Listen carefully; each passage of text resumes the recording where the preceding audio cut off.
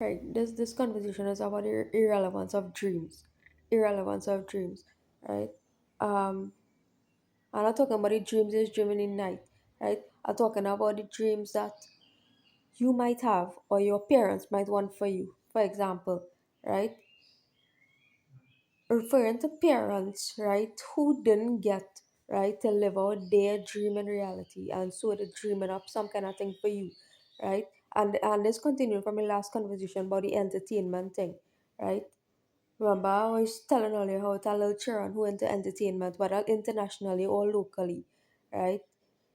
Little boys and girls into entertainment, and before the toddlers, right, you see the face packed with makeup, lipstick, makeup, right, modeling, right, all kind of skimpy little thing that they're wearing, parading the stage, right, and entertaining people, right. This is the contributing factor. This is a contributing factor.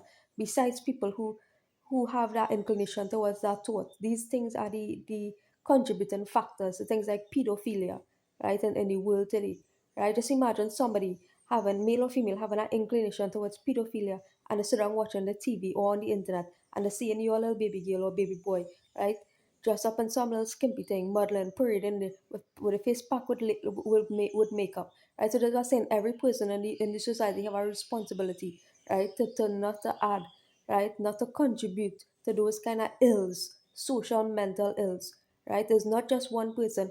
Hey, if somebody have a problem with pedophilia, right, is not that person alone, right, responsible. Everybody had to help people to overcome that illness, because that illness, right, is a social ill, right, is actually more social ill than mental ill, right. So if you know somebody suffering from that condition, right, everybody had to play a role in saying, hey, I want it, even if it's one person in the world, right. If you know a man or female, wherever in the world, or both, or many, or several, right, and it's a dark where people, and it's a this people, this is suffering from these kind of social illnesses, right, everybody must want to, right? And that's how you change society, right? Everybody must want to say, hey, I want this person to come out of that shit.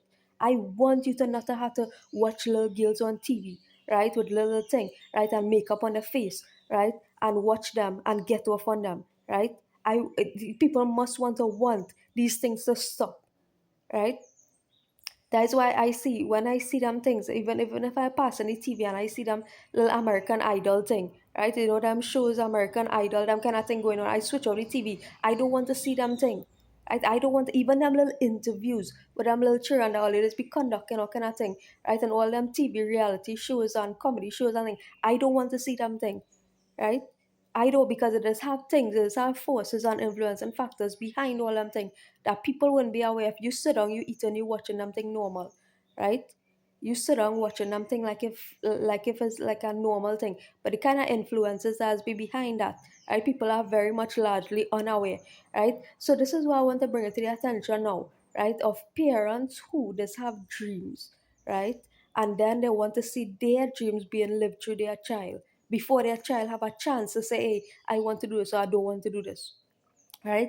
So you have a mother or father saying, hey, who wanted fame, for example. You have a mother or father who, for example, wanted to be on TV. You have a mother or father wanted to play a particular sport, right? You have a mother or father wanted to play a particular instrument, right? And if that parent didn't get to fulfill it, right, they try to fulfill their dreams through the baby, right, through their baby, right, and that's a very evil thing, right. So let me tackle that, right. So that's what we're trying to get parents and potential parents to kind of heal the mind, right? To heal the mind before you give birth. So you don't project your mentals and your dreams, your goals, your vision about life, your thoughts about life onto your child. So you end up being live what we call it, living vicariously through your child, right? So meaning that you living through your child's experience, because you don't get to fulfill your dreams, goals, desires, however it is you enjoy in life. So then you're projecting those things onto your child now, right? So that your baby and growing up influences, right? You're allowing those influences to capture your child now. And now, because you didn't get to live it, or you didn't get to live where you wanted to live, or your child had to live out your dream now, and your child might not want to, right, your child might not want to be living out your dream.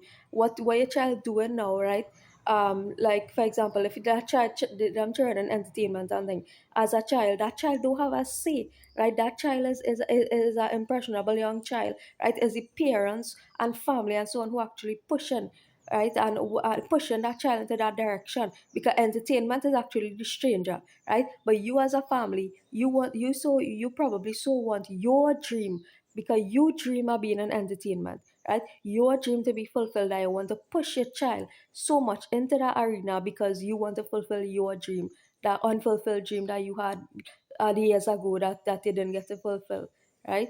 So let's just think about these things so we cannot separate, hey, is this my dream, right? If I on stage, if my baby on stage there, and my baby don't know the evils that are out there, right? If it is my baby on stage out there, is that really my baby's dream, right? Because that baby is potentially too young to be dreaming of them things, right? So whose dream is that? That is not mine, right? I know it's not my dream. So whose dream it is, right? When I see little babies on the street or on the stage parading for them American Idol thing, and all those reality shows, local and international, all these fantasy shows, all these things, right? Whose dream is these things, right?